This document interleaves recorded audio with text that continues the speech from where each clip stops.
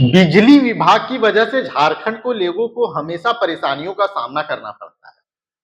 कभी smart meter में दिक्कत आती है, तो कभी बिजली बिल जिस तरीके से लोगों को दे दिया जाता है उसमें परेशानी होती है। बिजली बिल आया 500 रुपए का, दे दिया गया 50,000 रुपए का। और अगर झारखंड के लोग, कुछ लोग बिजली बिल किसी कारण से नहीं जमा कर पाते, खासकर ग्रामीण क्षेत्रों में, तो उनपे सीधा एफआईआर कर दिया जाता है। मतलब सीधा उन्हें गुनहगार मान लिया जाता है। इस बात को लेकर जयराम महतो ने विधानसभा में अपनी आवाज को बुलंद किया है। जयराम महतो का कहना है कि ग्रामीण क्षेत्रों में स्मार्ट मीटर की वजह से काफी दिक्कत हो रही है। लोग मीटर रीडिंग में परेशानी हो रही है, बिजली बिल किस तरीके से आ रहा है कुछ समझ में नहीं आ रहा। तो ग्रामीण क्षेत्रों को तत्काल स्मार्ट मीटर से बरी किया जाए, माफ किया जाए, स्मार्ट मीटर वहां से हटाया जाए, क्योंकि ग्रामीण क्षेत्रों में स्मार्ट मीटर प्रैक्टिकल नहीं है। साथ ही बिजली विभाग की तरफ से जिस तरीके से एफआईआर किया जाता है उस पर भी जयराम महतो ने सवाल खड़ा किया है कि ठीक है, कोई व्यक्ति किसी कारण से बिजली बिल नहीं जमा कर पाया, ठीक है, कुछ भी कारण हो सकता है, बीमारी हो सकती है, परिवार की आर्थिक स्थिति हो सकती है, बहुत सारी चीजें हो सकती है। तो आप उसका कनेक्शन काटिए, उनसे जवाब मांगिए। ये क्या होता है कि आप गए कनेक्शन काटे और एफआईआर, ना खाता ना बही, जो आप कह दिए वही सही। ऐसे नहीं होता। जयराम महतो ने इसलिए मांग की है कि ग्रामीण क्षेत्रों से स्मार्ट मीटर हटाया जाए पहले तो, और दूसरा जो ग्रामीण क्षेत्रों में लोगों पे एफआईआर हो रहा है उस पर रोक लगाया जाए, क्योंकि यह असंवैधानिक है। झारखंड की 75% आबादी गांव में बसती है और नई टेक्नोलॉजी से कहीं ना कहीं गांव अनजान है। अभी ऊर्जा विभाग के द्वारा जो स्मार्ट मीटर लगाया जा रहा है, शहर के लिए तो ठीक है, परंतु गांव के लिए इसका औचित्य नहीं बनता है, क्योंकि स्मार्ट मीटर लगने से गांव के जो लोग हैं उनमें काफी परेशानी है। बिजली बिल ज्यादा आ रहा है जिसे चुकाना काफी मुश्किल हो रहा है।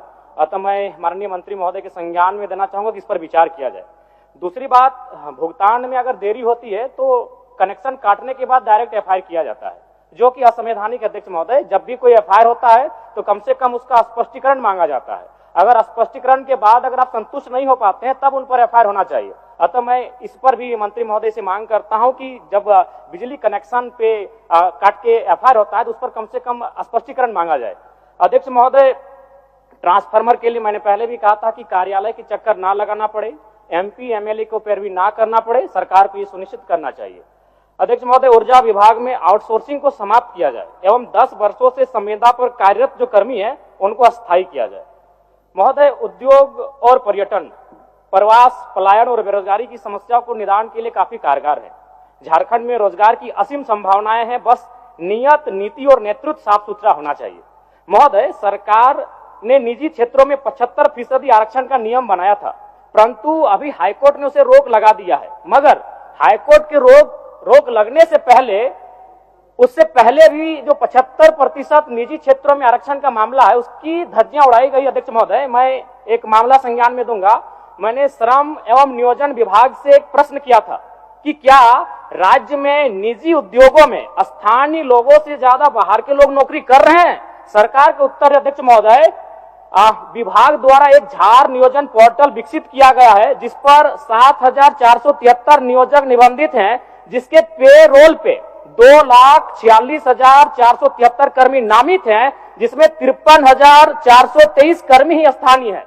मात्र 53,423 कर्मी, यानी 21%। घोर शर्मनाक। अध्यक्ष महोदय, इस विषय पर विद्वान अधिवक्ताओं की सलाह ली जाए।